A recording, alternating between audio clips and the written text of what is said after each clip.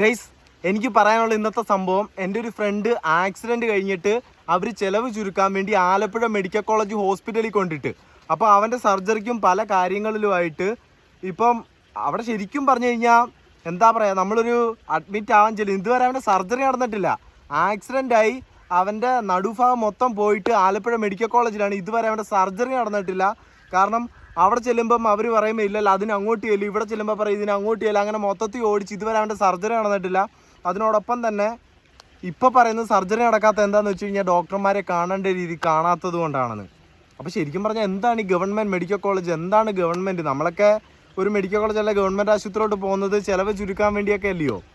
അപ്പോൾ ഇപ്പോൾ അവർ ഡോക്ടറിനെ കാണേണ്ട രീതി കാണാൻ വേണ്ടി കാശ് സ്വരുക്കൂട്ടുന്നു. അതിനുശേഷം ഡോക്ടർ സർജറിക്ക് ഒരു തീയതി പറയും. അന്ന് സർജറിക്ക് വേണ്ടി സർജറിക്ക് കയറുന്ന ഡോക്ടർമാർക്ക് ഒരു തുക കൊടുക്കേണ്ട വരും.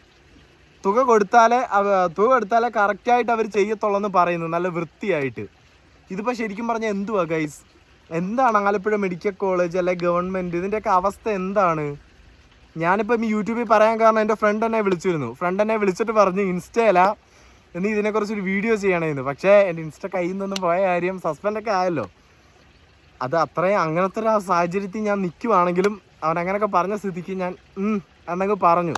അപ്പോൾ എനിക്കിപ്പോൾ പറയാൻ വലിയ പ്ലാറ്റ്ഫോമുകളൊന്നും ഇല്ലാത്തത് കൊണ്ട് ഞാൻ യൂട്യൂബിൽ എൻ്റെ സുഹൃത്തുക്കളോട് ഞാൻ പറയുന്നു, വേണ്ട രീതിയിലാണ് അതൊരു നടപടി എടുക്കുക തന്നെയല്ലേ ചെയ്യേണ്ടത്. കാരണം ഇപ്പോൾ KSRTCക്കകത്ത് സ്ത്രീകൾക്ക് ഫ്രീ ആയിട്ട് പോകാൻ വേണ്ടി എല്ലാം റെഡിയാക്കുന്നവർ, മോഡിഫിക്കേഷൻ നേരെയാക്കുന്നത്, എല്ലാ കാര്യങ്ങളും നേരെയാക്കുന്നത്.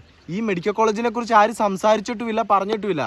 സംഭവം ശരിക്കും പറഞ്ഞാൽ ഇപ്പം സാമ്പത്തികമായിട്ട് കുറച്ച് ബുദ്ധിമുട്ടുള്ളവർ വേറെ വഴിയില്ലെങ്കിൽ പെട്ടെന്ന് എങ്ങോട്ട് ചെന്ന് കയറാനാ, അവർ മെഡിക്കൽ കോളേജിൽ ചെന്ന് കയറും.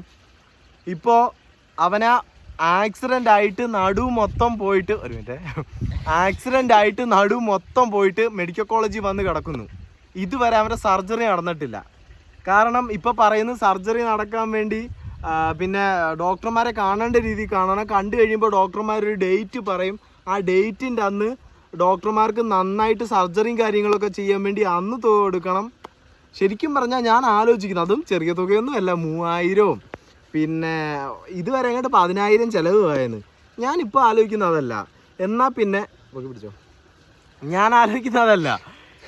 പിന്നെ വല്ല പ്രൈവറ്റ് ആശുപത്രിയിലും കയറ്റിയാൽ പോരായിരുന്നു. വല്ല പരിമല, അവിടെ അങ്ങനെ കുറേ ആശുപത്രി ഉണ്ടല്ലോ. അവിടെയൊക്കെ ആണെങ്കിൽ ബാക്കിയുള്ള ആസ്റ്റർ ലേക്ഷോണ്ട് അത്രയും ചിലവ് വരത്തില്ല. പരിമല, പുഷ്പേരി അവിടെയൊക്കെ ആണെങ്കിലാണ് ഞാൻ ആലോചിക്കുന്നത്. ഇപ്പം തന്നെ ഇവിടെ നല്ലൊരു തുക ചിലവായി ആലപ്പുഴ മെഡിക്കൽ കോളേജ്. അപ്പം ഞാൻ ആലോചിക്കുന്നത് എന്നാൽ പിന്നെ ആ ഭാഗത്ത് കയറ്റിയാൽ പോരെയെന്ന്.